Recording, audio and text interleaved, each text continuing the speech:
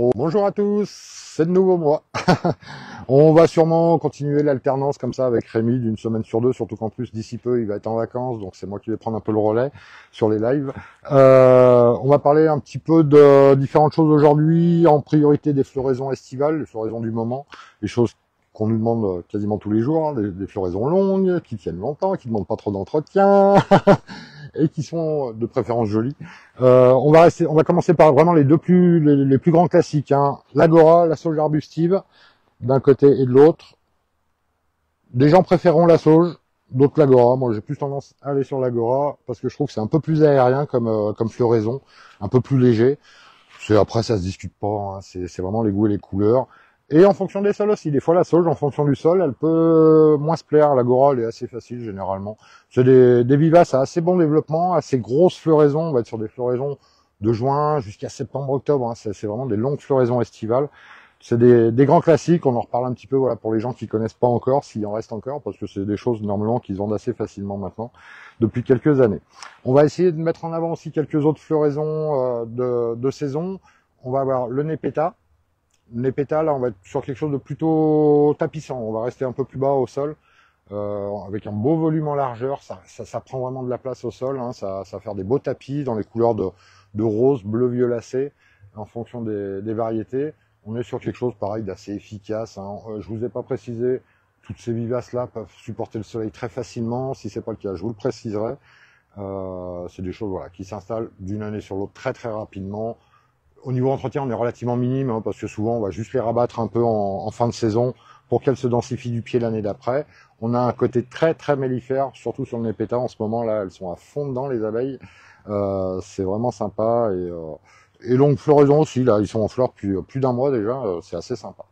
On va parler aussi du Pinstémon, qui est un peu moins connu.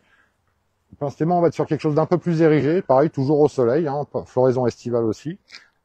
Plutôt en clochette, très coloré. On va avoir différentes variétés, hein. Là, vous avez du rose. On va avoir du plus léger au niveau de la couleur. Il y a un petit éventail de couleurs qui est assez sympa quand même, ouais, qui est assez sympa. C'est une plante qui est un peu moins connue chez nous. C'est vrai là, on en a rentré un peu plus cette année pour essayer justement de le faire connaître un petit peu plus. Mais c'est vrai que jusqu'à présent, c'est pas quelque chose qu'on rentrait énormément et où on avait beaucoup de demandes. Une autre floraison, alors là malheureusement elle n'est pas encore en fleurs, mais heureusement il y a les étiquettes pour nous sauver. Moi que j'aime beaucoup, c'est le Crocosmia. Le Crocosmia, on va être sur un feuillage assez proche de l'iris, hein. C'est quelque chose qu'on voit assez, mais la floraison par contre voilà, c'est très érigé, c'est une floraison très vive. On a du jaune, du orange, du rouge. Par contre c'est très très très très vif. Ça fait des beaux bosquets. Ça a mélangé avec des choses qui restent plus basses, ça va ressortir au milieu, c'est vraiment très graphique. Moi, je trouve qu'au niveau de la couleur, il n'y a pas grand-chose qu'on voit des couleurs aussi vives que le Crocosmia. C'est vraiment sympa. Pareil, dans les classiques, on va avoir les gaillardes. Alors maintenant, depuis quelques années, les gaillardes, la plupart des gens les connaissent sous les couleurs jaune-rouge. On va avoir cette couleur un peu souvent appelée mango ou en fonction des cultivateurs, qui tire voilà, plus sur le jaune-orangé, qui est assez sympa, qui est un peu moins vu. La gaillarde, pareil, plante facile, hein. Si vous regardez le nombre de boutons qu'elle a, celle-là, c'est des choses longue floraison d'été, ça refleurit tout l'été et elle porte bien son nom parce que c'est vraiment du costaud, ça vous la plantez, vous en occupez pendant 6 mois, après elle fera sa vie toute seule sans aucun problème. Après on va enchaîner sur quand même des choses pour rester dans ma thématique. On va parler un petit peu de choses un peu originales aussi, un peu moins vues. On va repartir plutôt sur du feuillage parce que la fleur c'est bien, mais la fleur c'est toujours court dans l'année en fait. Moi j'aime bien les feuillages justement parce que ça évolue au fil des saisons. On va parler du Pseudo-Wintera. Le Pseudo-Wintera, ça va être ces deux petites bêtes là. Alors vous inquiétez pas, ils sont pas malades, hein. Les taches sur le feuillage, c'est la variété qui pousse comme ça. C'est une plante plutôt de mi-ombre là, on va dire, petit arbusseau, hein. Il va rarement dépasser 1 mètre de haut. C'est assez sympa. Moi je trouve que ça amène dans les couleurs justement dans les endroits un petit peu moins lumineux.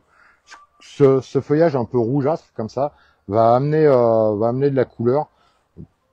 Quand on a beaucoup de vert à l'extérieur, c'est quand même sympa. Et c'est pas quelque chose de très compliqué à vivre, hein. Il pousse à son rythme tranquillement, mais il va faire son petit bonhomme de chemin avec un petit peu d'eau de temps en temps. Moi j'aime bien pour sa simplicité. Et puis ça change un peu des feuillages qu'on a l'habitude de voir. On va être sur un feuillage persistant sur celui-là.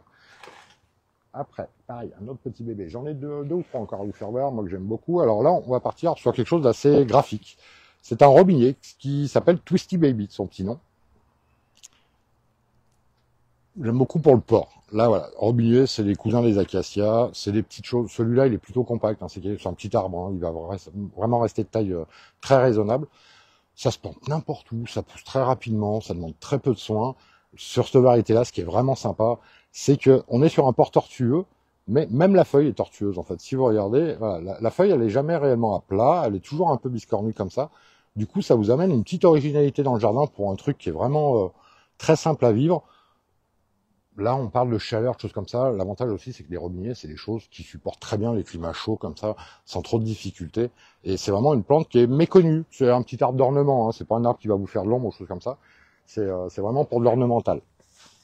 Après, pour revenir un peu dans la floraison, je vais vous parler quand même de celui-là. On l'a rentré cette semaine.